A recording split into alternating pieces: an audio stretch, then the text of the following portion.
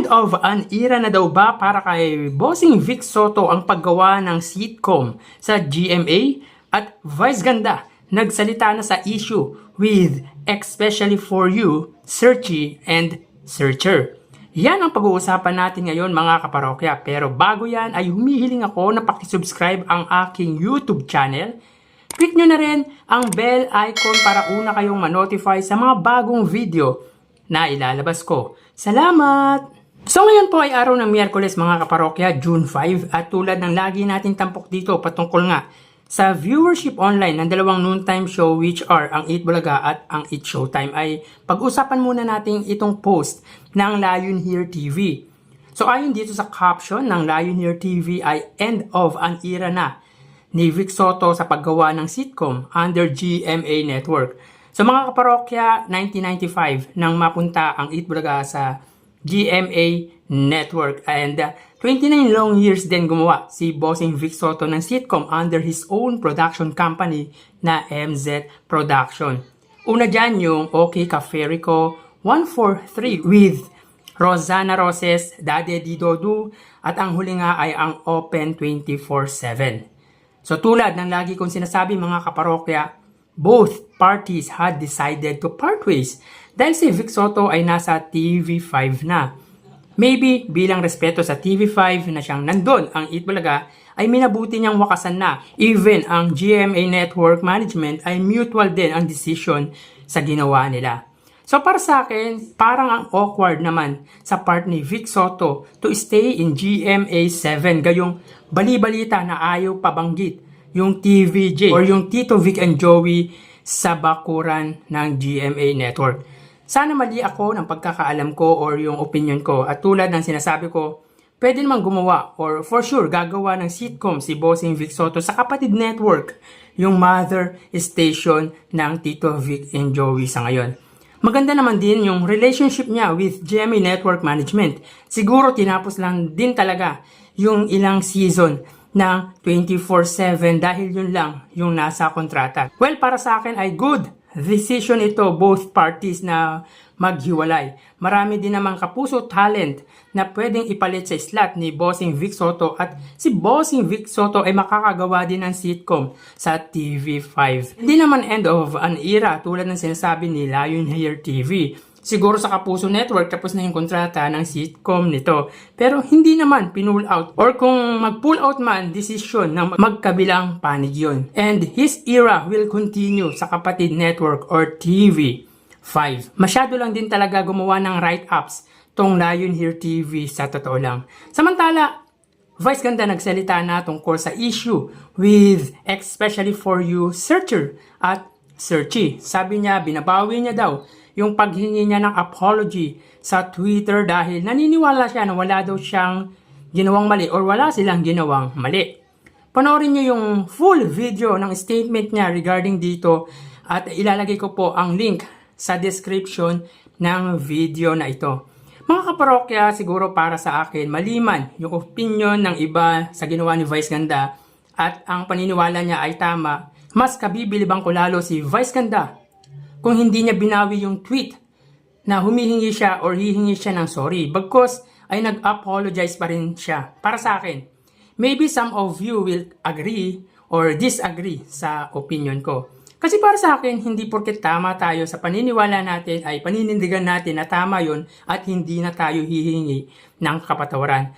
May mga tao na kahit tama sila or mali sila ay mas pinipili pa din nilang humingi ng patawad or kapatawaran sa taong alam nilang nasaktan nila.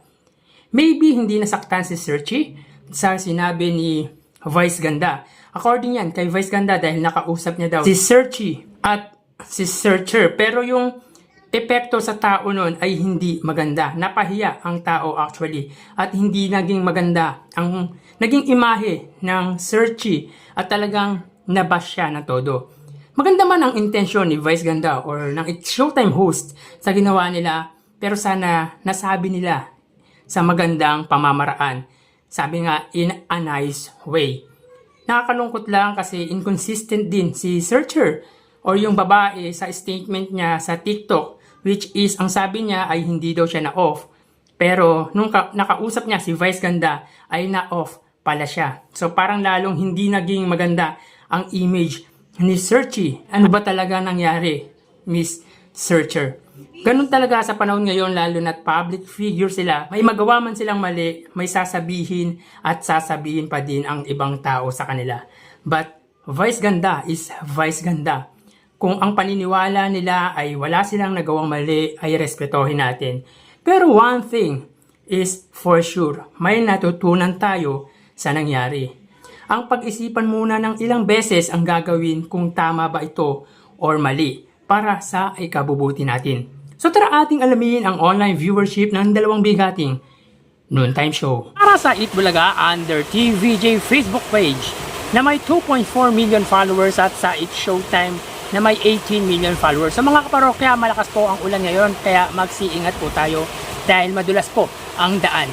So as of 12:53, makikita po natin dito na ang Eat Showtime po ay may kasalukuyang segment na especially for you. Samantalang ang Eat Bulaga naman po, sila po ay may kasalukuyang segment na rewind.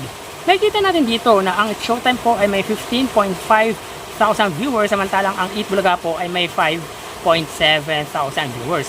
So dito, angat po ang Eat Showtime pagdating sa kanilang Facebook Live against Eat Bulaga ng 10,000 viewers.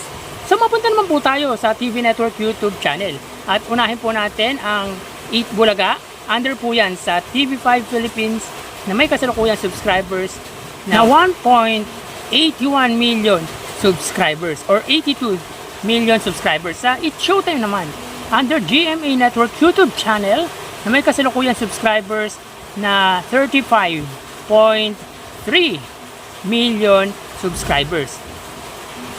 So dito makita po natin mga kaparokya na ang Eat Showtime po under GMA ay may 15,000 viewers.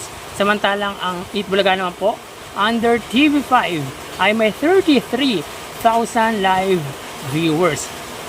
So ulitin natin mga kaparokya, as of 12:55, ang Eat Showtime under GMA ay may 15,000 viewers, samantalang ang Eat Bulaga under TV5 ay may 33,000 live viewers. So dito may kita po natin mga kaparokya na angat po pagdating sa kanilang TV Network YouTube channel ang TV5 sa katapat na TV Network na Eat Showtime ng 18,000 viewers.